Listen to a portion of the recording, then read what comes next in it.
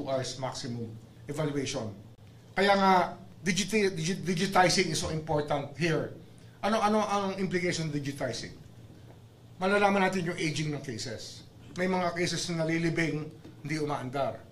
Mayroon pang sinasabing parking fee sa mga kasong fina-file, pinaparada lang, nawawala, natutulog ng ilang taon, tapos wala nangyayari. So we have to put an end to that. Modernization lang yan. These are basic tools for the Gen Z. Alam ng Gen Z lahat yan. Pero ngayon, we'll put the Ombudsman at that pace already. Doon natin, na opisina natin. And ang PI, ang preliminary investigation, umaabot ang 1 year allowable under the rules dito. We will change it also. At ang gusto namin 60 days tapos ang PI. 60 days. Ang fact-finding, 60 days.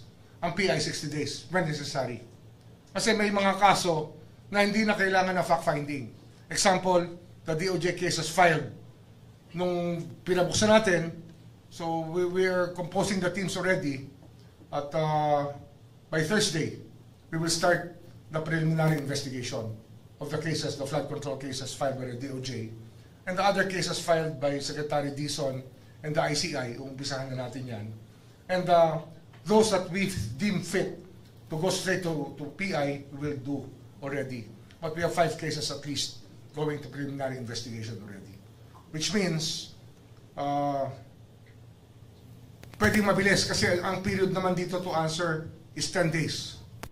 And we can join the issues immediately. At the rest would be history na lang. At ipa-file na rin sa Sandigan Bayan. So we had a long discussion about that. The way that things run here. Kasi nga, birthing pains pa to eh. Wala pa nga tayong 2 weeks dito. From evaluation to fact-finding to preliminary investigation to prosecution, umaabot yung isang taon eh. That has to stop. It either dismiss it or file it.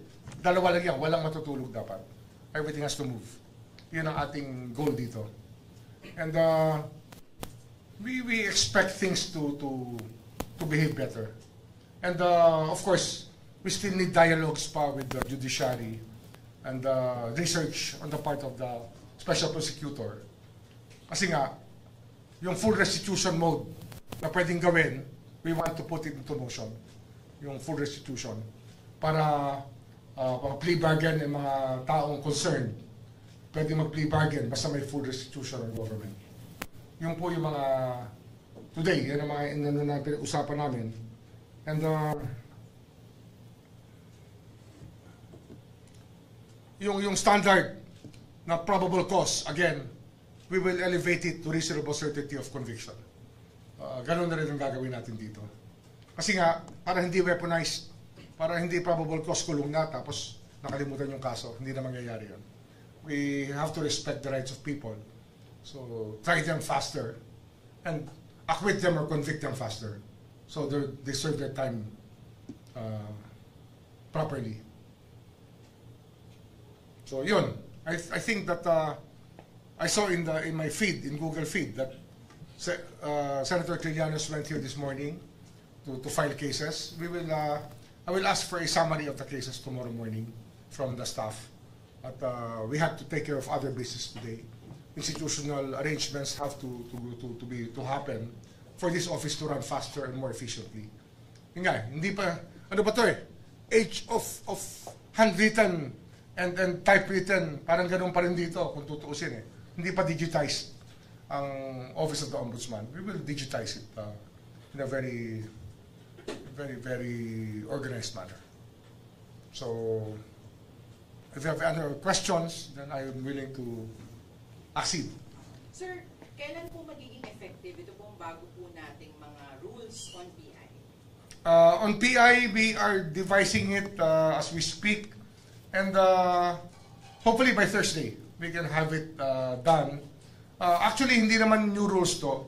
Pag sinabi mo new rules is way beyond what is happening now.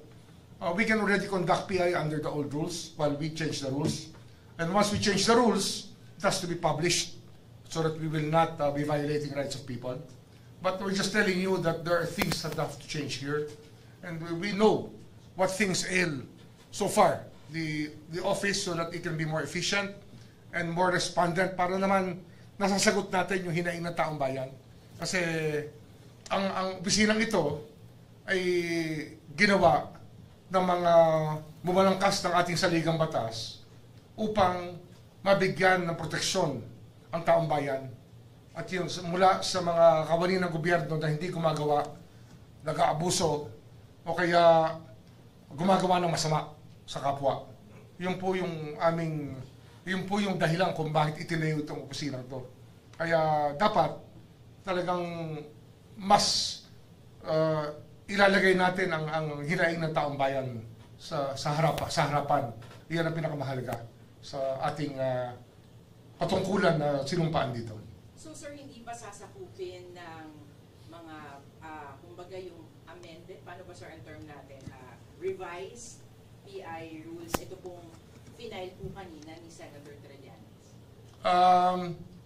Baka hindi pa. Kasi yan, dapat yan, tamang panahon yan. At meron na naman tayong rules dito na hindi naman natin i-violate na standing. But once we change the rules, dapat yan, may notice ang lahat ng tao. Kasi nga, ang karapatan natin na malaman ang ating ang batas ng umiiral pag tayo po nilagay sa harap ng hustisya. Sir, balikan ko lang po itong final na ito. Ito daw po ay originally yung final na niya sa DOJ noon. Pero pinadala daw po dito. Hindi, ano yan? Final yan, nung hinanap ko yung file, nung ako naka-receive ng word na nag-file siya ng kaso, nung hinanap ko, wala na sa DOJ. Hindi pinadaan sa aking opisina. Itong isang dahilan kung bakit nagkalabuan na kami ng Prosecutor General noon. At pinulot ko muna siya. Sabi ko, kung gano'n ang gawain, hindi igagalang ang opisina ng Secretary of Justice, ay bakit pa? Hindi tayo pwede magsabay sa isang kwarto kung gano'n, di ba? Kaya, yan, buti na lang napalitan na yun. At ang nakaupo ngayon na Prosecutor General ay napakahusay, si Richard Cadullion. At yun, puring-puri ako doon. Anyway, itong kasong ito, ay pag-aaralan pa. Hindi nga ako nagkaroon ng pagkakataong makita ang mga papel na to nung panahon na yon. Isang taon na yun eh. Mga isang taon na yata. 1 year na ba yan? 1 year na. Tama, isang taon na yun. At hindi namin nakita yun eh. So ngayon, pag-aaralan ko. At pag-aaralan namin, dadaan yan sa evaluation, fact-finding, at preliminary investigation kung kakailanganin. Siyempre, evaluation ang critical eh. Sir, would you know, ano yung nangyari talaga naman dito sa Ombudsman dun sa ipinadalang reklamo from the DOJ? Malalaman ko bukas.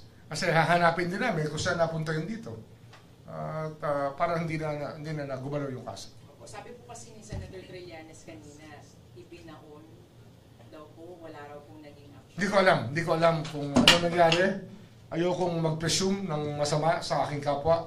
Pero aalamin natin. Kasi nga, itong kasong to na final niya, ito rin yung pinag-uusapan natin na conflict of interest cases. Kasama yan, may bahid yan ng conflict of interest. Sir, ito po ba ay magiging bahagi din po ng isinasagawang investigasyon naman natin? Kasi minention dito, sir, yung mga diskaya, yung joint venture nila with CLDG na iniimbestigahan din po ninyo. Ano yan kasi it gives us, binibigyan kami niyan ng hudyat kung saan kami dapat tumingin. Kasi nga, interesado kami dyan, pero kung nandyan na ang dokumento at meron na siyang mga project number, mga identifying marks, mas madali namin mahahanap yan sa DPWH. Yun naman ang pakay namin dito, na mapabilis ang lahat. And we can use every information available, i-validate lang natin sa computer system ng DPWH. So sir, pwedeng mag-merge, pwedeng magsama, paano? Pwede yan mag-merge, pwede magsama. Anyway, ano pa naman eh, under investigation pa yung maraming bagay na yan. So ito is a formal case filed. It brings us to the point na kinakailangan evaluate. Kung evaluated, pwede hong mambunga ng totoong kaso, then fact-finding, at pagkatapos noon, preliminary investigation. Due process pa rin eh. Hindi tayo pwede lumabag sa karapatan ng tao. Sir, pa-clarify lang yung 600 billion cases dismissed because of inordinate delay. Yan ang binigay sa akin na figura. Sir, Ah, ano lang po yung nature nitong cases na na-dismiss na? puro graph cases yan. Puro graph cases yan. Sir, clarification po dun sa PI po na babagoy po.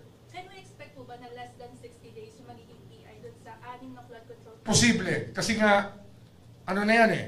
Pag na-present yan, pag nag-umpisa ang PI, patatawag na nila eh. Mag-i-issue na ng subpoena para mag-file ng counter affidavit based on the statements contained doon sa complaint. At mula doon ay pwede na i-join ng issues eh. Bali sir yung target. Kasi ano yan, ghost projects yan.